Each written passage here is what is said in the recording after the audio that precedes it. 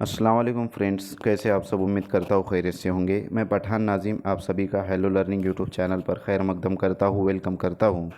जैसा कि आप सब जानते हैं कि सीटेट के फॉर्म फिल हो चुके हैं और आपका इम्तिहान 7 जुलाई 2024 को कंडक्ट करवाया जाएगा।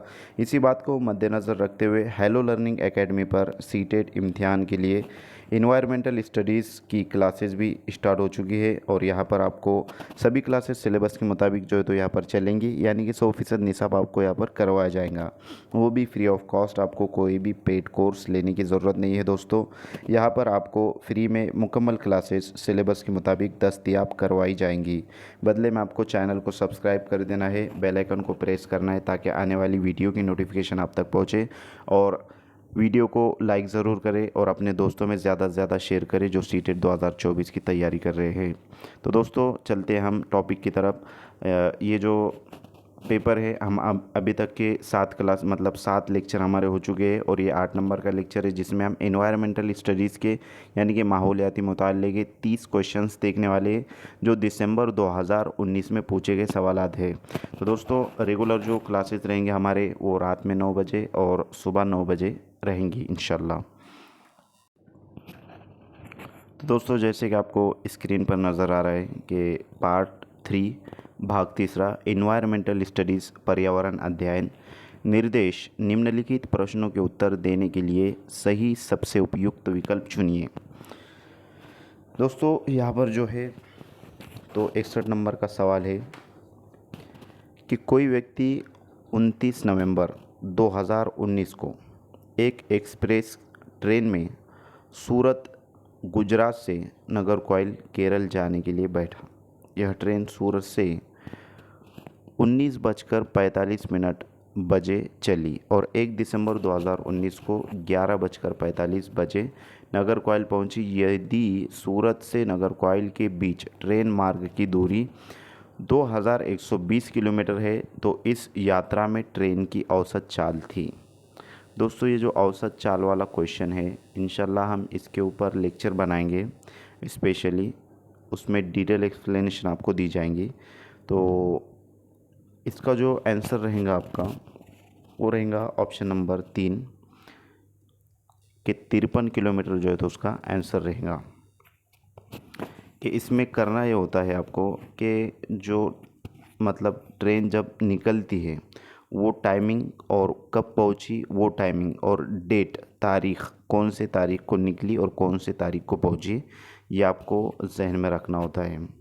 और इसमें कौन सा महीना कितने दिनों का है, 31, 29 और 30, 28 जैसे इस तरीके से आपको याद रखना होता है। और इसमें पहाड़ी भी जो है तो आपको मतलब बनाना आना चाहिए। उसकी डिटेल इन्फॉर्मेशन हम एक स्पेशल लेक्चर में लेंगे इंशाल्लाह। नेक्स्ट क्वेश्चन है कि निम्नलिखित में से कौन अंतर्राष्ट्रीय ख्याति प्राप्त वेट लिफ्टर है।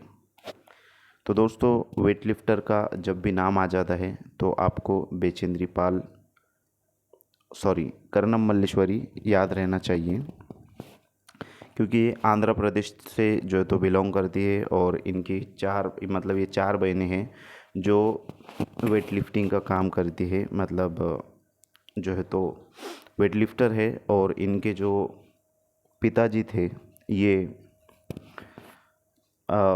कांस्टेबल या पुलिस में थे शायद। इसके बारे में भी डिटेल इन्फॉर्मेशन हम मैराथन क्लास में लेंगे। तो फर्स्ट ऑप्शन है सुनीता विलियम, सेकंड ऑप्शन है बेचेंद्री पाल, थर्ड ऑप्शन है सूर्यमणि और लास्ट ऑप्शन है कर्नम मल्लेश्वरी। तो दोस्तों यहाँ पर आपका राइट आंसर रहेगा ऑप्शन नंबर 4 कर्नम मल्लेश्वरी। ये जो है तो अंतर्राष्ट्रीय ख्याति प्राप्त वेट लिफ्टर है। नेक्स्ट क्वेश्चन है नीचे दिया गया कौन सा एक समूह जड़ों का है, मतलब कौन सा जो है तो एक ग्रुप जो है तो जिसमें जड़ें पाई जाती हैं। नंबर 1 चुकंदर, नंबर 2 चुकंदर आलू अदरक, नंबर 2 गाजर हल्दी अदरक, नंबर 3 शकरकंदी मूली हल्दी और नंबर 4 गाजर चुकंदर और मूली। तो दोस्तों इसका जो राइट आंसर रहेगा वो रहेगा ऑप्शन नंबर 4 कि गाजर चुकंदर और मूली ये जो है तो ऐसा समूह है जिसमें जड़ें पाई जाती है। नेक्स्ट क्वेश्चन है रेगिस्तानी ओक नाम का एक पेड़ है जो पाया जाता है, मतलब रेगिस्तानी ओक नाम का जो पेड़ है वो कहाँ पाया जाता है? फर्स्ट ऑप्शन है अबू धाबी में, सेकंड ऑस्ट्रेलिया में, थर्ड राजस्थान के रेगिस्तानों में और लास्ट संयुक्त अरब अमीरात के रेगिस्तानों में। दोस्तों इसका जो राइट आंसर रहेगा वो ऑप्शन नंबर 2 रहेगा कि ऑस्ट्रेलिया में जो है तो ये रेगिस्तानी ओक पाया जाता है। नेक्स्ट क्वेश्चन है,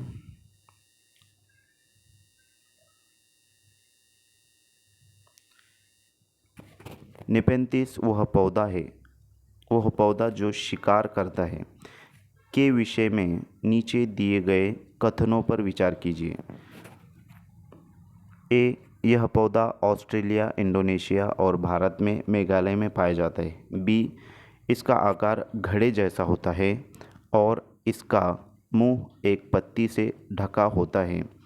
सी, यह केवल छोटे कीड़े मकोड़ों को फंसाकर उनका शिकार कर सकता है। डी, यह छोटे कीड़े मकोड़ों को खींचने के लिए मोहक आवाज़ निकालता है जो इसमें फंस जाते हैं और बाहर नहीं निकल पाते। तो दोस्तों यहाँ पर नेपेंथिस पौधे के बारे में इंफॉर्मेशन दी गई है 4 तरह की, इसमें से इन चारों में से कौन सा जो है तो सही है वो आपका आंसर रहेगा। तो इसमें सही कथन है केवल ए और बी, नंबर 2 केवल ए और सी, नंबर 3 केवल बी और डी और नंबर 4 ए, बी और सी। तो दोस्तों इसका जो आपका राइट आंसर रहेगा वो ऑप्शन नंबर 1 रहेगा, केवल ए और बी जो है तो ये सही रहेगा, क्योंकि नेपेंथिस जो पौधा है ये ऑस्ट्रेलिया, इंडोनेशिया और भारत में मेघालय में पाया जाता है और इसका आकार घड़े जैसा होता है और इसका मुंह एक पत्ती से ढका होता है। तो हम आपको वो पौधा दिखा देते कि किस तरीके से होता है। जैसे कि आपको दोस्तों स्क्रीन पर नज़र आ रहा है, ये जो पौधा होता है ये नेपेंथिस का पौधा होता है। जैसे कि ये वाला ये सब नेपेंथिस पौधा है कि ये जो है तो सुराही जैसा होता है और उसके ऊपर जो है तो ढक्कन जैसा मतलब एक ढक्कन जैसा जो है तो ढक्कन नुमा एक उसका जो है तो जिसको ज़रिए वो कीड़े को खा लेता है। नेक्स्ट क्वेश्चन की तरफ हम बढ़ते हैं। अगला सवाल है कि भारत की 66 नंबर का सवाल है, भारत की आज़ादी से पहले महात्मा गांधी ने जिस दांडी के समुद्र तट तक अपनी प्रसिद्ध यात्रा की थी वह भारत के नीचे दिए गए किस राज्य में स्थित है? Number 1 Andhra Pradesh, number 2 Karnataka, number 3 Maharashtra और नंबर 4 गुजरात। तो दोस्तों गांधी जी ने जो दांडी यात्रा की थी तो वो गुजरात में स्थित है, यानी कि आपका जो आंसर रहेगा ऑप्शन नंबर 4 आपका राइट आंसर रहेगा। नेक्स्ट क्वेश्चन है हमारा 67 नंबर का सवाल है कि उच्च ज्वर, तेज बुखार के साथ कंपकपी जिसका उपचार सिंकोना पेड़ की छाल से किया जा सकता है वह है? नंबर 1 मियादी बुखार, नंबर 2 मलेरिया, नंबर 3 चिकनगुनिया और नंबर 4 डेंगू। तो दोस्तों सिंकोना एक पेड़ होता है जिसकी छाल के ज़रिए जो है तो उसके ज़रिए तेज़ बुखार का इलाज किया जाता है। तो इसका जो राइट आंसर रहेगा आपका वो ऑप्शन नंबर 2 रहेगा कि मलेरिया जो बुखार होता है मलेरिया का, तो उसका जो इलाज है वो सिंकोना नाम के ट्री के पेड़ की छाल से किया जाता है। नेक्स्ट क्वेश्चन है, ये सिमतो वाला क्वेश्चन है जिसको हम डायरेक्शन कहते हैं, दिशा कहते हैं। तो किसी डॉक्टर का घर एक्स पर स्थित है तथा उसका अस्पताल वाई पर स्थित है। डॉक्टर के घर से अस्पताल जाने के लिए कोई सीधी सड़क नहीं है, अतः डॉक्टर पहले ए पर जाता है जो एक्स के ठीक पूर्व में 600 मीटर की दूरी पर है। फिर वह बी पर जाते हैं जो ए के ठीक दक्षिण में 450 मीटर की दूरी पर है।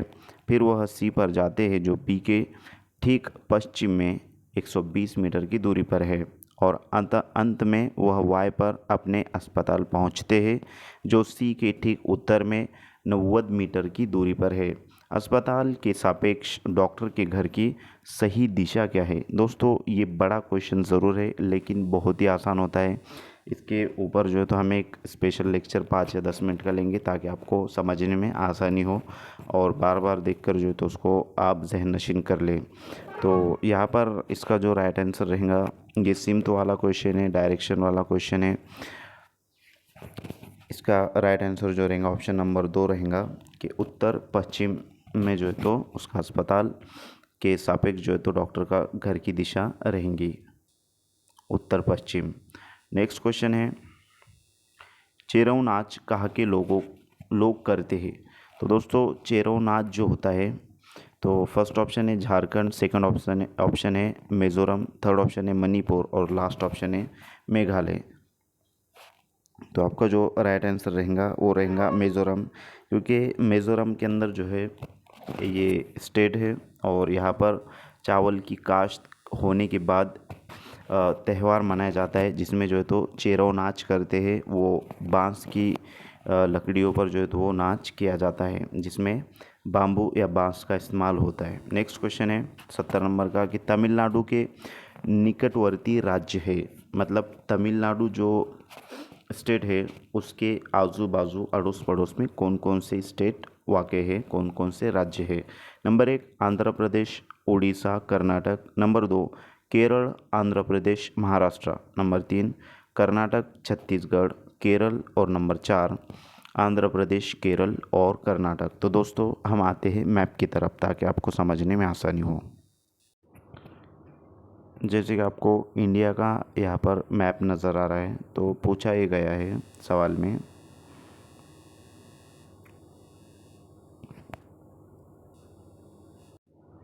कि तमिलनाडु के जो निकटवर्ती राज्य है, यानी कि उसके जो अड़ोस पड़ोस वाले राज्य है वो कौन कौन से। तो आपको ये भारत का, इंडिया का मैप नज़र आ रहा है। यहाँ पर जो है तो तमिलनाडु नज़र आ रहा है, देखो ये तमिलनाडु। और इसके जो निकटवर्ती राज्य है वो है आंध्र प्रदेश, कर्नाटक और केरला। तो आपका यहाँ पर जो राइट आंसर रहेगा वो रहेगा ऑप्शन नंबर 4, जो है तो आपका राइट आंसर रहेगा ऑप्शन नंबर 4। और आपको इंडिया का मैप भी अच्छे तरीके से याद होना चाहिए कि कौन से स्टेट के आजू बाजू में कौन कौन से जो है तो राज्य है, कौन कौन से स्टेट है। और यूनियन टेरिटरी मतलब जो वो 8 स्टेट के बारे में है, वो भी आपको जो है तो याद होना चाहिए दोस्तों। नेक्स्ट क्वेश्चन है हमारा 71 नंबर का सवाल है कि एनसीएफ 2005 के अनुसार निम्नलिखित में से क्या प्राथमिक स्तर पर पर्यावरण अध्ययन शिक्षण का उद्देश्य नहीं होना चाहिए?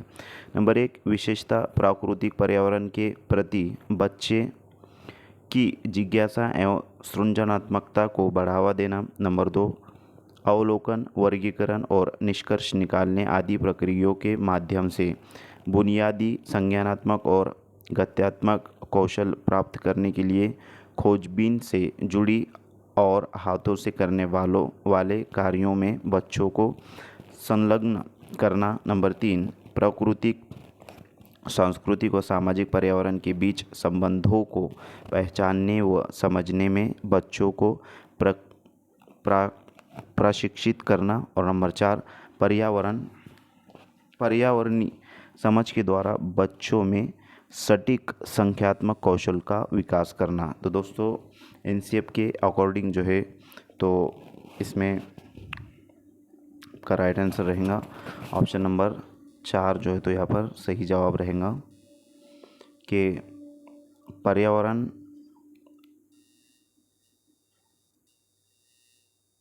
पर्यावरणीय समझ के द्वारा बच्चों में सटीक संख्यात्मक कौशल का विकास करना। नेक्स्ट क्वेश्चन है 72 नंबर का सवाल है कि पर्यावरण अध्ययन कक्षाओं 3री से 5वीं के लिए एक विषय क्षेत्र है जो संकलित करता है। नंबर 1 विज्ञान की अवधारणाओं और मुद्दों को। नंबर 2 पर्यावरण शिक्षा, सामाजिक अध्ययन और विज्ञान की अवधारणाओं और मुद्दों को। नंबर 3 विज्ञान और सामाजिक विज्ञान की अवधारणाओं और मुद्दों को। नंबर 4, पर्यावरणीय शिक्षा और विज्ञान की अवधारणाओं और मुद्दों को। तो दोस्तों, पर्यावरण अध्ययन कक्षाओं तीसरी से पाँचवीं के लिए जो है तो एक विशेष क्षेत्र है जो क्या संकलित करता है, तो वो जो है तो पर्यावरण शिक्षा, सामाजिक अध्ययन और विज्ञान की अवधारणाओं और मुद्दों को जो है तो संकलित करता है। ऑप्शन नंबर 2 राइट आंसर रहेगा दोस्तों। नेक्स्ट क्वेश्चन है, निम्नलिखित में से क्या पर्यावरण अध्ययन के संदर्भ में सही है? निम्नलिखित में से क्या पर्यावरण अध्ययन के संदर्भ में सही है? नंबर 1, पर्यावरण अध्ययन एक विषय है जो पहली से पाँचवीं तक की कक्षाओं में पढ़ाया जाता है। नंबर 2, पहली से दूसरी की कक्षाओं के लिए भाषा और गणित के माध्यम से पर्यावरण अध्ययन पढ़ाया जाता है। नंबर 3, पहली, तीसरी और चौथी की कक्षाओं के लिए पर्यावरण अध्ययन से जुड़े मुद्दों को भाषा और गणित के माध्यम से पढ़ाया जाता है। और नंबर 4, पहली से दूसरी तक की कक्षाओं के लिए पर्यावरण अध्ययन से जुड़े मुद्दे विज्ञान और सामाजिक विज्ञान के द्वारा पढ़ाया जाता है। तो दोस्तों, यहाँ पर राइट आंसर रहेगा ऑप्शन नंबर 2 के पहली से दूसरी की कक्षाओं के लिए भाषा और गणित के माध्यम से पर्यावरण अध्ययन पढ़ाया जाता है। ऑप्शन नंबर 2 राइट आंसर रहेगा। नेक्स्ट क्वेश्चन है कि 74 नंबर का सवाल है कि बच्चों को पर्यावरण अध्ययन को सीखने के लिए खोजने के द्वारा पर्याप्त समय दिया जाता है। यह इंगित करता है कि नंबर 1, पर्यावरण अध्ययन याद करके सीखा जाता है। नंबर 2, पर्यावरण अध्ययन सूचनाओं के द्वारा सीखा जाता है। नंबर 3, पर्यावरण अध्ययन बाल केंद्रित है। और नंबर 4, पर्यावरण अध्ययन शिक्षक केंद्रित है। दोस्तों, यहाँ पर राइट आंसर रहेगा ऑप्शन नंबर 3 कि पर्यावरण अध्ययन जो है तो बाल केंद्रित है, यानी कि स्टूडेंट को मद्देनज़र रखते हुए ये निसाब बनाया जाता है और बनाया गया है। नेक्स्ट क्वेश्चन है, निम्नलिखित में से कौन सा पर्यावरण अध्ययन पाठ्यक्रम के सुझावित प्रकरणों का उप प्रकरण है? नंबर 1, परिवार और मित्र। नंबर 2, भोजन। नंबर 3, जानवर। और नंबर 4, हम चीज़ें कैसे बनाते हैं। तो दोस्तों, यहाँ पर जो है तो सवाल में ये पूछा गया है कि निम्नलिखित में से कौन सा पर्यावरण अध्ययन पाठ्यक्रम के सुझावित प्रकरणों का उप प्रकरण है। मतलब ये which of the following is a सब थीम। सब थीम के बारे में पूछा गया है कि इनमें से सब थीम कौन सी है। मतलब जो 6 प्रकार की जो थीम है उसमें से एक सब थीम भी है, जैसे कि food, water, shelter, travel, family and friend, things we may can do. इस तरीके से जो 6 थीम है, तो इसमें से जो 3 थीम है वो ओरिजिनल थीम है। और जैसे कि परिवार और मित्र हो गया, भोजन हो गया, हम चीज़ें कैसे बनाते हैं, लेकिन जो है तो जानवर ये सब थीम के अंदर आता है। तो आपका जो आंसर रहेगा वो ऑप्शन नंबर 3 राइट आंसर रहेगा। नेक्स्ट क्वेश्चन है फ्रेंड्स, 76 नंबर का सवाल है, निम्नलिखित में से क्या पर्यावरण अध्ययन के शिक्षक के लिए वांछनीय गतिविधि है? नंबर 1, विभिन्न कक्षाओं के बहुसांस्कृतिक क्षेत्रों को संबोधित करना। नंबर 2, पर्यावरण अध्ययन की अवधारणाओं से संबंधित महत्वपूर्ण सूचनाओं को बच्चों को देने के लिए प्रेरित करना। नंबर 3, पर्यावरण अध्ययन के 6 प्रकरणों का रेखीय आयोजन करना। और नंबर 4, केवल पाठ्यपुस्तकों पर आश्रित रहना। तो दोस्तों, इसका राइट आंसर रहेगा ऑप्शन नंबर 1 कि विभिन्न कक्षाओं के बहुसांस्कृतिक क्षेत्रों को संबोधित करना। नेक्स्ट क्वेश्चन है, 77 नंबर का सवाल है कि निम्नलिखित में से क्या पर्यावरण अध्ययन में बच्चों के द्वारा ज्ञान की रचना में महत्वपूर्ण है? ए, बच्चों का सक्रिय भाग लेना। बी, बच्चों के समुदाय के सदस्य। सी पर्यावरण अध्ययन की पाठ्यपुस्तकें। डी पर्यावरण अध्ययन की पाठ्यपुस्तक में दिए गए व्याख्या और परिभाषा। ऑप्शन है ऑप्शन नंबर 1 ए, बी और सी। ऑप्शन नंबर 2 केवल ए और सी। ऑप्शन नंबर 3 ए, सी और डी। और लास्ट ऑप्शन है केवल सी। तो दोस्तों यहाँ पर राइट आंसर रहेगा ऑप्शन नंबर 1 कि ए, बी और सी, यानी कि बच्चों का सक्रिय भाग लेना, बच्चों के समुदाय के सदस्य और पर्यावरण अध्ययन की पाठ्यपुस्तकें, ये जो है तो पर्यावरण अध्ययन में बच्चों के द्वारा ज्ञान की रचना में महत्वपूर्ण साबित होगा। नेक्स्ट क्वेश्चन है कि 78 नंबर का सवाल है कि बच्चों को पर्यावरण अध्ययन सीखने में प्रभावशाली तरीके से जोड़ा जा सकता है।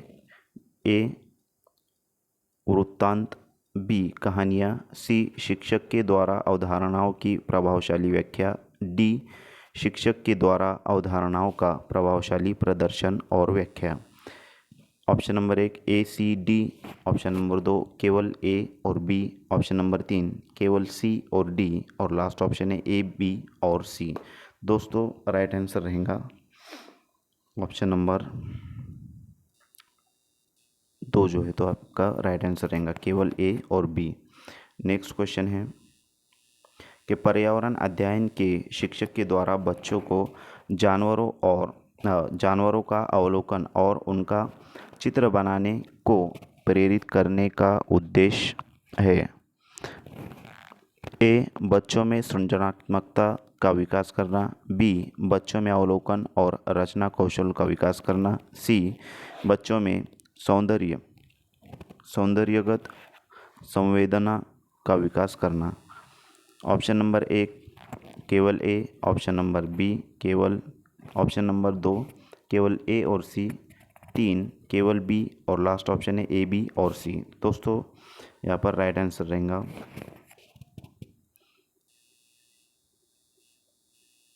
ऑप्शन नंबर 4 जो है तो आपका सही जवाब यहाँ पर रहेगा। नेक्स्ट क्वेश्चन है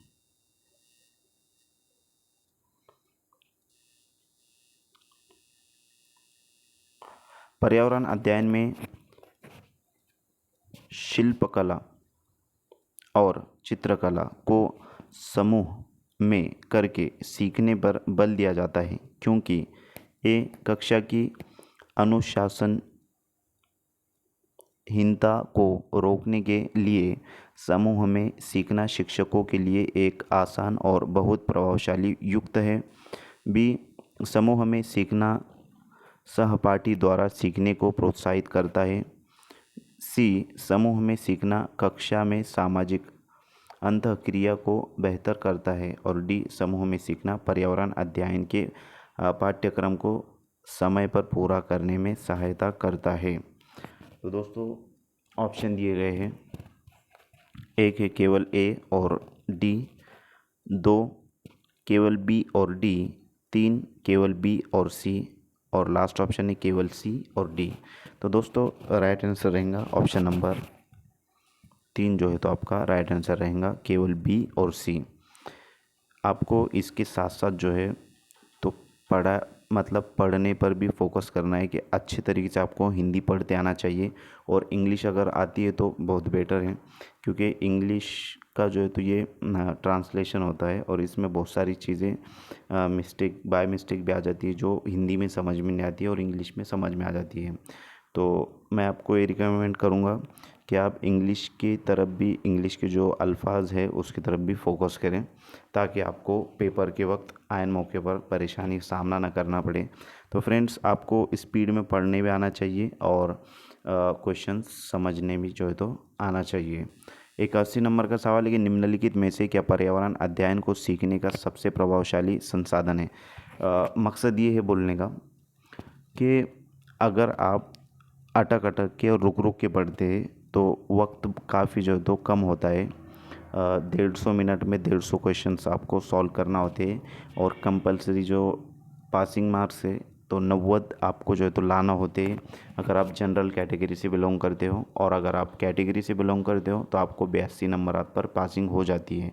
लेकिन दोस्तों बहुत सारे जो स्टूडेंट्स हैं तो वो भी नहीं कर पाते हैं। तो आपको फोकस करना है टीचिंग और लर्निंग पर, और अच्छे से जो है तो आपको प्रिपरेशन करना है। और काफ़ी वक्त है, अभी भी वक्त हाथ से नहीं गया हमारा, कि अभी 2-2.5 महीने हमारे जो है तो सीटेट के लिए बाकी है, और बेहतरीन अंदाज में आप स्टडी कर सकते हो। 2-2.5 महीने के अंदर आप क्वालिफाइड हो सकते हो दोस्तों।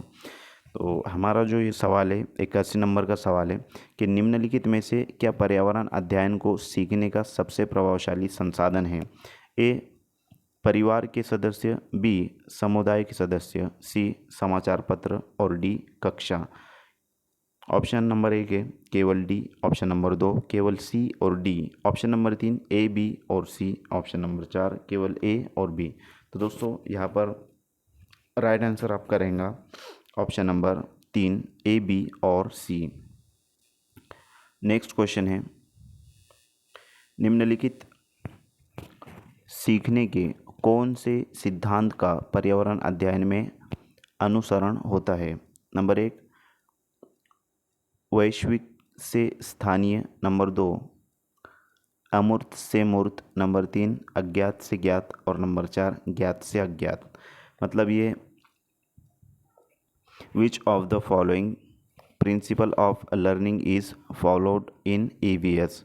तो global to local, abstract to concrete, known to unknown, और अननोन टू नोन यहाँ पर जो है तो बताया गया है। तो दोस्तों राइट आंसर आपका रहेगा ऑप्शन नंबर 4 के नोन टू अननोन, मतलब मालूम से नामालूम की तरफ यहाँ पर बताए गए हैं, कि मालूम से नामालूम की तरफ इसमें जो ये टीचिंग की जाती है इस मेथड में। नेक्स्ट क्वेश्चन है, 83 नंबर का सवाल है कि निम्नलिखित में से कौन सा पर्यावरण अध्ययन में सीखने का रचनात्मक आकलन का संसाधन नहीं है? नंबर 1, पोर्टफोलियो, नंबर 2, क्रम निर्धारण मापनी, नंबर 3, वर्णन अभिलेख, और नंबर 4, वार्षिक उपलब्धि परीक्षण। तो दोस्तों राइट आंसर आपका रहेगा ऑप्शन नंबर 4 कि वार्षिक उपलब्धि परीक्षण ये जो है तो पर्यावरण अध्ययन में सीखने का रचनात्मक आकलन का संसाधन नहीं है, जबकि वर्णन अभिलेख है, क्रम निर्धारण मापनी है, और पोर्टफोलियो भी। ये तो पोर्टफोलियो तो बहुत ही अहमियत का हामिल है। नेक्स्ट क्वेश्चन है, निम्नलिखित में से किसको पर्यावरण अध्ययन में बच्चों के आकलन में दूर करना चाहिए? नंबर 1, बच्चों के उत्तरों को सही या गलत में आंकना, नंबर 2, कक्षा 5 के ईवीएस पाठ्य पुस्तक में प्रत्येक पाठ के अंत में दिए गए आज हमने क्या सीखा पर चर्चा, नंबर 3, आकलन के संकेतकों का उपयोग, नंबर 4, बच्चों के सीखने के गुणात्मक आकलन। तो दोस्तों राइट आंसर रहेगा ऑप्शन नंबर 1 कि बच्चों के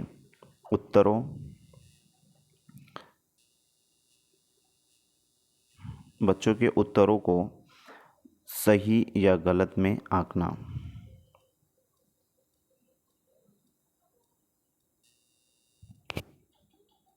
नेक्स्ट क्वेश्चन है, 85 नंबर का सवाल है कि एक कक्षा 5 की शिक्षक एक क्रियाकलाप का संचालन करती है जिसमें यह कक्षा के बच्चों से फर्श पर चीनी के कुछ दाने डालने को कहती है और उनको चूंटियों के आने का इंतज़ार करने को कहती है। बच्चों को इस क्रियाकलाप से अर्थपूर्ण सीखने को मिल सकता है यदि शिक्षक। इस तरीके से बड़े बड़े सवाल आते हैं, और अगर आपकी पढ़ने की स्पीड कम रहेंगी तो आपको वक्त ज़्यादा लेगा और आप वहाँ पर वक्त ज़ाया कर दोगे। नेक्स्ट क्वेश्चन का जो फर्स्ट ऑप्शन है कि बच्चों को क्रियाकलाप का अवलोकन करने को प्रेरित करती है, नंबर 2, बच्चों को अपने अनुभव साझा करने को प्रेरित करती है, नंबर 3, बच्चों को क्रियाकलाप का अवलोकन अनुभव साझा और उस पर चर्चा करने को प्रेरित करती है, और नंबर 4, बच्चों को क्रियाकलाप से संबंधित प्रश्नों को घर से करने को प्रेरित करती है। तो दोस्तों इसका जो राइट आंसर रहेगा ऑप्शन नंबर 3 रहेगा कि बच्चों को क्रियाकलाप का अवलोकन अनुभव साझा और उस पर चर्चा करने को प्रेरित करती है। नेक्स्ट क्वेश्चन है कि नीचे दी गई सूची पर विचार कीजिए।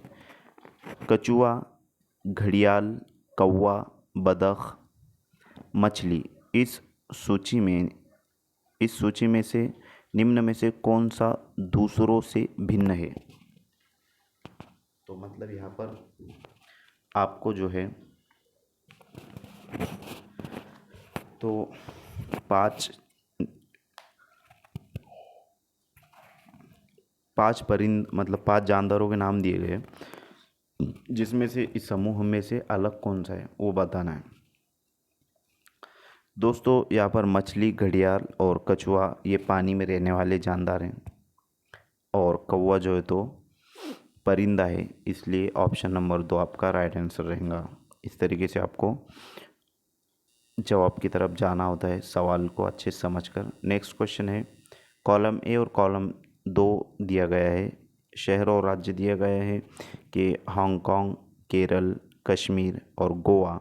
और कॉलम 2 नंबर के कॉलम के अंदर जो है तो अत्यधिक पसंद का भोजन कि किसी भी करी के साथ उबला टेपोका। तो दोस्तों जब भी टेपोका आ जाता है तो वो टेपोका केरल में जो है तो खाया जाता है, मतलब बी का सेकंड नंबर का ऑप्शन रहेगा।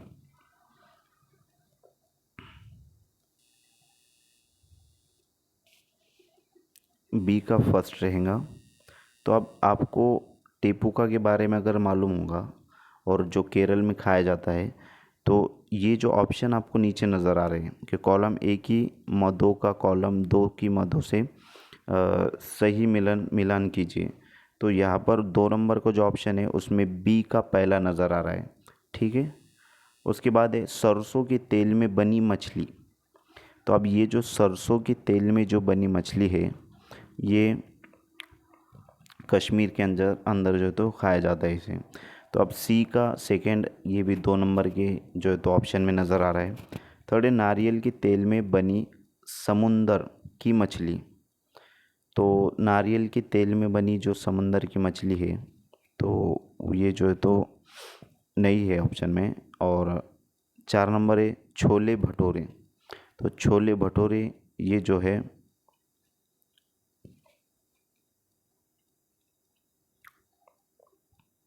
नारियल के तेल में बनी मछली जो है तो ये गोवा के अंदर खाई जाती है।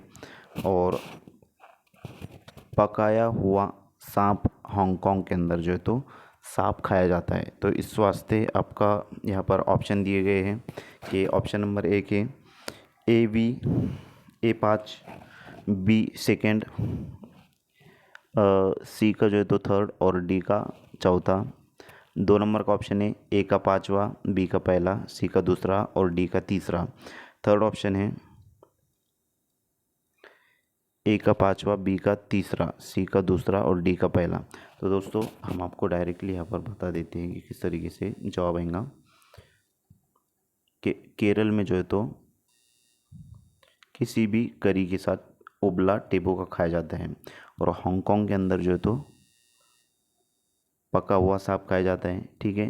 गोवा के अंदर नारियल के तेल में बनी समुंदर की मछली खाई जाती है क्योंकि गोवा समुंदरी किनारा है।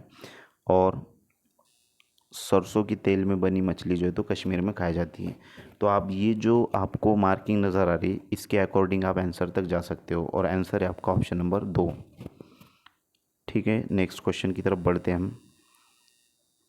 88 नंबर का सवाल है कि नीचे दिए गए पक्षियों की कौन सी प्रजाति झटके से अपनी गर्दन आगे पीछे करती है? दोस्तों ये 2 तरीके से सवाल पूछा जाता है। खैर उसके बाद डिस्कस करेंगे हम ये सवाल के बाद कि फर्स्ट है उल्लू, सेकंड है कौवा, थर्ड है बसंत गौरी और लास्ट है मैना। तो दोस्तों नीचे दिए गए जो पक्षी है उनमें से कौन सी प्रजाति मतलब कौन से पक्षी जो है तो अपनी गर्दन आगे पीछे कर दी है, आगे पीछे झटके से जो है तो हिलाती है? तो इसमें राइट आंसर जो रहेगा कि मैना जो है तो अपनी गर्दन जो है तो आगे पीछे झटके से ऐसा हिलाती है। और एक ऐसा क्वेश्चन जो है तो आ जाता है कि अपनी गर्दन को पीछे की और जो है तो पूरी तरीके से घुमा देता है, तो उसका आंसर रहता है और उल्लू जो है तो उसका आंसर होता है कि उल्लू अपनी गर्दन को पूरी गोल घुमाता है। नेक्स्ट क्वेश्चन है,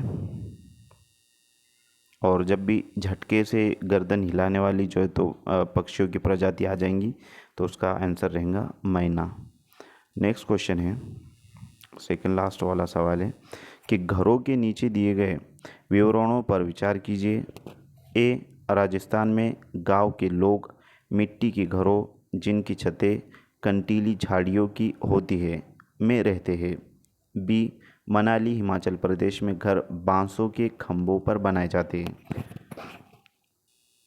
सी, लेह में पत्थर के 2 मंजिले घर बनाए जाते हैं।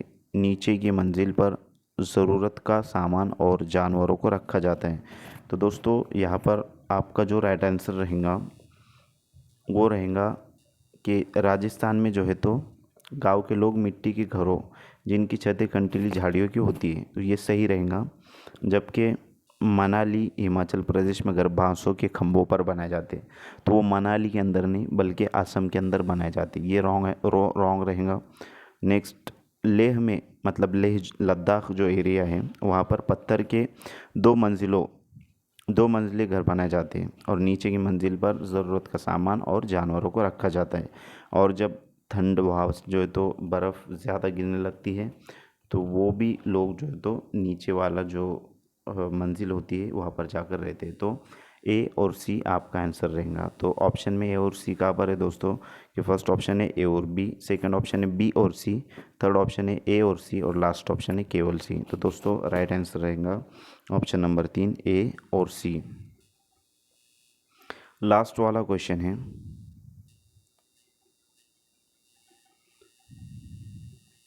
कि हाथियों के विषय में नीचे दिए गए कथनों पर विचार कीजिए। ए, हाथी बहुत कम आराम करते हैं, यह एक दिन में केवल 2 से 4 घंटे सोते हैं। तो दोस्तों हाथी 2 से 4 घंटे ही सोते हैं, ये सही रहेगा। सेकंड है बी, एक बड़ा हाथी एक दिन में 200 किलोग्राम से अधिक पत्तियां और झाड़ियां खा लेता है। तो दोस्तों एक बड़ा हाथी एक दिन में जो है तो 100 किलोग्राम खाता है, ना कि 200। तो ये सही रहेगा और ये गलत रहेगा। नेक्स्ट है सी, इन्हें पानी और कीचड़ में खेलना बहुत भाता है, इससे इनके शरीर को ठंडक मिलती है। दोस्तों ये भी सही है। और लास्ट है, किसी हाथियों के झुंड में सबसे बुजुर्ग हाथीनी ही सभी फैसले लेती, ये भी सही है। मतलब यहाँ पर आपका जो बी रहेगा ये नहीं रहेगा, तो ए, सी और डी इसका आंसर रहेगा। इसमें हम जो मैराथन क्लास लेने वाले उसमें हाथियों के बारे में, परिंदों के बारे में, पेड़ पौधों के बारे में, स्टेट्स के बारे में, मधुमक्खी के बारे में और मैपिंग के बारे में डिटेल इन्फॉर्मेशन हासिल करेंगे। तो इसमें सही कथन है नंबर 1 ए, बी और सी, नंबर 2 बी, सी और डी, नंबर 3 सी, डी और ए, नंबर 4 ए, बी और डी। तो दोस्तों राइट आंसर है ऑप्शन नंबर 3 कि सी, डी और ए, जैसे कि हमने आपको बताया है अभी। तो अगर मैं उम्मीद करता हूँ कि आपको वीडियो अच्छी लगी होंगी और तमाम क्वेश्चंस आपको समझ में आ चुके होंगे। अगर आपको कोई दिक्कत परेशानी तो बिल्कुल कमेंट बॉक्स में आप कमेंट्स कर सकते हैं, सवालात कर सकते हैं। और अगर आपको ये पीडीएफ चाहिए तो टेलीग्राम चैनल की लिंक डिस्क्रिप्शन बॉक्स में जो है तो हम दे देंगे और हमारे चैनल के अबाउट में भी जो है तो लिंक डाल दी गई है। आप वहाँ से जाकर टेलीग्राम चैनल ज्वाइन कर सकते हो और पीडीएफ को हासिल कर सकते हो। और पीडीएफ लेकर जो है तो आप इस पेपर को जो हमने क्वेश्चन किए तो आप जो है तो अच्छे से उसको प्रिपेयर खुद से कर सकते हो, पढ़ सकते हो, अपनी स्पीड बढ़ा सकते हो पढ़कर। तो दोस्तों मैं उम्मीद करता हूँ कि आपको हमारे ये जो सेशन है अच्छा लगा होगा। जो कि हमने दिसंबर 2019 में जो इन्वायरमेंटल स्टडीज़ के क्वेश्चंस पूछे गए थे उसके बारे में जो है तो इन्फॉर्मेशन हासिल की है और क्वेश्चन के जो है तो तमाम क्वेश्चन हमने आपको कराए हैं। अगर आपको वीडियो अच्छा लगे तो अपने दोस्तों में ज़रूर शेयर करें ताकि आपके साथ साथ उनका भी फ़ायदा हो और वो भी जुलाई 2024 का सीटेट क्वालिफाइड हो। और ये महाराष्ट्र कैंडिडेट्स के लिए बहुत ही मतलब खुशी की बात रहेंगी, मसरत की बात रहेंगी कि जो सीटेट जुलाई 2024 क्वालिफाइड कर लेते हैं, ताकि नेक्स्ट जो टेट होने वाला है, जो अभी शिक्षक भर्ती चल रही है और आचार संहिता में जो है तो ये शिक्षक भर्ती मतलब चालू है, और उसके बाद जो है तो तमाम राउंड होने के बाद जो थर्ड टेट के बारे में जो मतलब कहा गया है, तो थर्ड टेट जो रहेगा वो नवंबर, दिसंबर या जनवरी में होगा। तो अगर आप ये क्वालिफाइड कर जाते हो जुलाई 2024 का सीटेट, तो आपको भी गोल्डन अपॉर्चुनिटी और चांस रहेगा। तो मैं ये मतलब आपको जो है तो राय रहेंगी हमारी कि आप अच्छे से प्रिपरेशन करें, ताकि सीटेट जुलाई 2024 के आप जो है तो क्वालिफाइड हो सकें। तो thank you for watching my video, thank you very much Indeed for your cooperation and have a nice day friends.